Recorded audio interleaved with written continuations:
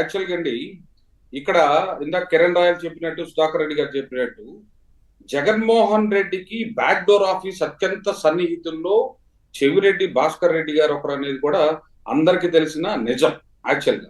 So ఈ background ముందు మనం ఒకసారి పునరాలోచిస్తే, చంద్రబాబు నాయుడు గారు లిక్కర్ విషయంలో ఒక స్ట్రాటజీగా, ఒక పద్ధతిగా వస్తూ ఉన్నారు. సరే, దాన్ని ఎవరు, ఈ చంద్రబాబు నాయుడు గారు ఎన్డీఏ ప్రభుత్వం కావచ్చు, లేకపోతే ప్రీవియస్ వైసీపీ ప్రభుత్వం కావచ్చు, ఈ రెండింటిని నేనేమంటానంటే, తప్పు చేసిన వ్యక్తుల్ని ఇప్పటికి కూడా 1 సంవత్సరం అవుతుంది, వీళ్ళు ఎన్డీఏ ప్రభుత్వం కరెక్ట్ గా ఎస్టాబ్లిష్ చేయట్లేదు అనేది పబ్లిక్ వాదన బేసికల్ గా. సో అది అగ్రి చేస్తారా లేదో తెలీదు. ఒక తప్పు చేశాడు అంటే వాళ్ళు, వైసీపీ వాళ్ళు ఏ విధంగా ప్రొజెక్ట్ చేస్తున్నారు, రెడ్ బుక్ రాజ్యాంగం నడుస్తుంది అంటున్నారు. ఏమంటే రెడ్ బుక్ రాజ్యాంగం అంటే ఏంటి? తప్పు చేసిన వాళ్ళు ఎవరైతే ఉన్నారో వాళ్ళని, తప్పు చేసిన వాళ్ళని మాత్రమే అరెస్ట్ చేస్తూ, ఏదైతే సిద్ధాంతపరంగా లీగల్ టెర్మినాలజీలో ఏదైతే ఉందో చేస్తూ ఉన్నారు. దాన్ని ఎద్దేవా చేస్తుంటే ఈ ఎన్డీఏ ప్రభుత్వం ఏదైతే ఉందో సక్రమంగా కౌంటర్స్ ఇవ్వట్లేదు అనేది కూడా పబ్లిక్ లో, అదే విధంగా ఈ 3 పార్టీ ఉన్న లీడర్లో కూడా ఒక వాదన వినిపిస్తుంది. అది ఎంతవరకు కరెక్టో రాంగో మేబీ సుధాకర్ రెడ్డి గారు, కిరణ్ రాయల్ గారు చెప్పాలి. అదే విధంగా అండి, ఇక్కడ మనంగా 8 కోట్లు 9 కోట్లు 10 కోట్ల దగ్గరే ఉన్నాం. లిక్కర్ స్కామ్ లో లక్షల కోట్ల రూపాయలు చేతులు మారాయి. ఎక్కడ ఈరోజు చూడండి, టీ స్టాల్ దగ్గర పోయినా కానీ మనం ఫోన్ పే కొడతాం, కూరగాయల కొట్టు దగ్గర పోయినా ఫోన్ పే కొడతాం, ఇంకో దగ్గర పోయినా ఫోన్ పే కొడతాం. కానీ ఆ రోజు 2019 నుంచి 24 దాకా నువ్వు ఏ వైన్ షాప్ దగ్గరకైనా ఫోన్ పే ఉందా, స్కానర్ ఉందా అంటే ఇంత డబ్బు రొటేషన్ జరిగింది. ఈ డబ్బు అంతా ఎక్కడికి వెళ్ళింది? మీరు ఇందాక చెప్పారు రవీంద్ర గారు, ఫిగర్స్ కనిపిస్తున్నాయి, డబ్బులు కనిపించట్లేదు అంటున్నారు. ఎక్కడికి పోయాయి డబ్బులు? ఎస్టాబ్లిష్ చేయాలి. ఇప్పటికే సంవత్సరం అయిపోయింది. అంటే నేననేది ఈ డబ్బు కనిపించింది కదా సార్, ఇది లిక్కర్దే అంటున్నారు కదా, ప్రస్తుతం అయితే డబ్బు కనిపించింది కదా, ఇది కాదా? నేను అదేనండి, ఈ 8 కోట్లు 10 కోట్లు ఈజ్ నథింగ్ అండి, నెగ్లిజిబుల్, పీనట్స్. ఓకే సార్, లక్షల కోట్ల రూపాయల డబ్బులు రాజకేష్ రెడ్డిని పట్టుకున్నారు, లేకపోతే ఇంకొక రెడ్డి గారిని పట్టుకున్నారు, ఇంకొక ఎల్లైన పుల్లైని పట్టుకున్నారు. ఇప్పుడు దాకా ఉన్న బేస్ పబ్లిక్ తెలపాలి. ఏమండి, లిక్కర్ స్కామ్ లో ఈ ట్రీ ఈ విధంగా డెవలప్ అయింది, ఈ ట్రీ డెవలప్ అయినప్పుడు ఈ విధంగా వీళ్ళు తప్పు చేశారు, ఈ విధంగా వీళ్ళు పబ్లిక్ తెలియకుండా సిబిఐ ఎంక్వైరీనో సిఐడి ఎంక్వైరీనో చేసుకుంటూ పోతే కామన్ పబ్లిక్ కి, గ్రౌండ్ లెవెల్లో ఉన్న పబ్లిక్ కి ఎంతమందికి తెలుస్తుందండి?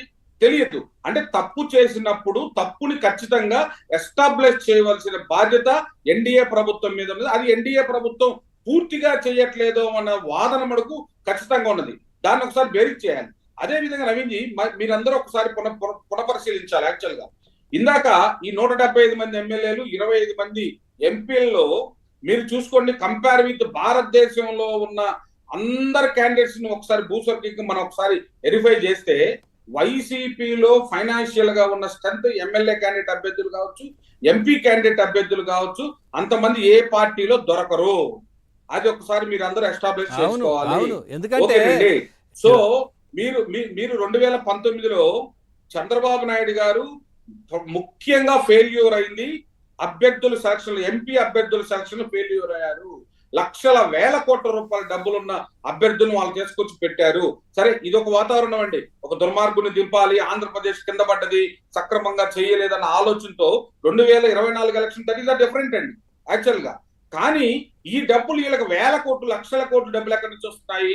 జగన్మోహన్ రెడ్డి అనే వ్యక్తి వీళ్ళందరినీ పెట్టి పోషించి లక్షల కోట్ల రూపాయలు డబ్బులు సంపాదించుకునే విధంగా తయారు చేస్తున్నాడు. ఇదొక ఫ్యాక్టరీ.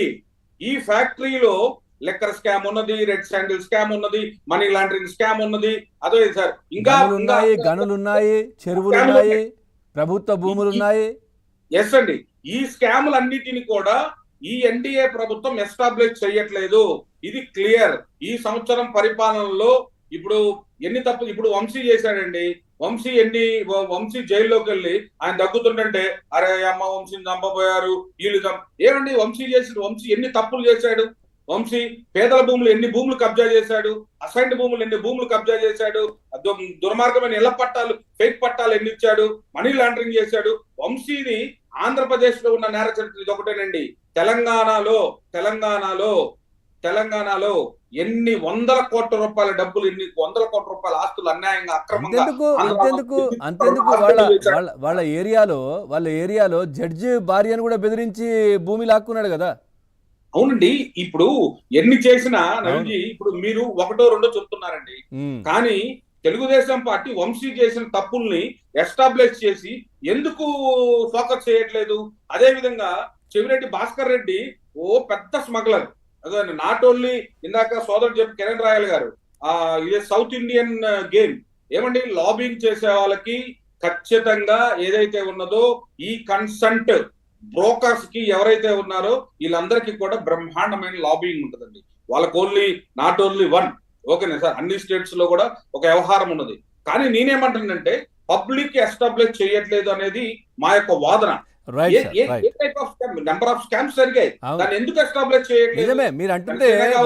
వంశీ అరెస్ట్ అయింది కూడా, వంశీ అరెస్ట్ అయింది కూడా ఆ కిడ్నాప్ కేసు. అంటే ఆయనకు అసలు కేసులు ఏవైతే ఉన్నాయో వాటి మీద కాదు ఫస్ట్ గా ఆయన అరెస్ట్ అయింది, ఆ కిడ్నాప్ కేసు అరెస్ట్ అయ్యారు.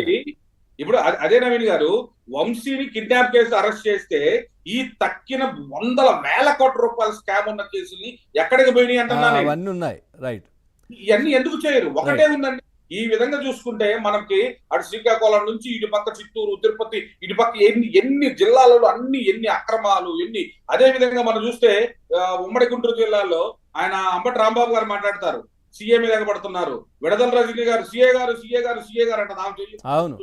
ఆయనేమో పోలీసులు అంటే ఏంటంటే ఒక వ్యవస్థను కూడా కిందకి దిగజార్చి ఏ విధంగా ఫాలో అవుతున్నారో కూడా చేయవలసిన అవసరం. నేను ఈ కూటమికి అప్పీల్ చేస్తున్నా, ఈ కూటమికి నేను రిక్వెస్ట్ చేస్తున్నా. సార్, ఎవరు తప్పు చేసినప్పటికీ కూడా, ఈవెన్ దో తెలుగుదేశం పార్టీలో ఉన్న తప్పు చేసినా లేకపోతే జనసేన వాళ్ళని తప్పులు చేసినా, అందరు తప్పులు. రాజకీయాల్లో ఎవరు సత్యహరిచంద్రులు ఎవరు కాదండి. అందరూ మేము నీతిశీలు అనుకుంటే అది మొత్తం తప్పు. కానీ వైసీపీ వాళ్ళు చేసిన తప్పులు ఏవైతే ఉన్నాయో మీరు ఎస్టాబ్లిష్ చేయండి. ఎస్టాబ్లిష్ చేయకుండా ఏదో చిన్న వాటికి కనుక మీరు ఈ విధంగా చూపిస్తే రేపు పరివాసనం, రేపు రేపు 29 ఎలక్షన్స్ లో ఖచ్చితంగా మీ మీద ఈ ఇంపాక్ట్ ఉంటది. దాన్ని అనుసరించి చెవిరెడ్డి భాస్కర్ రెడ్డి వ్యక్తులు కుక్కట వేలతో పీకాలి. సుధాకర్ రెడ్డి గారు, ఎస్టాబ్లిష్ చేయాలి. సుధాకర్ రెడ్డి గారు సార్, అంటే ఏంటి కేసులను ఎస్టాబ్లిష్ చేయడం అంటే బయటకు ప్రజల్లోకి తీసుకురావడం, ఇవి కొంచెం వెనకబడింది కూటమి అనేది నవకుమార్ గారు చెప్తున్నది. రవికుమార్ గారు చెప్పే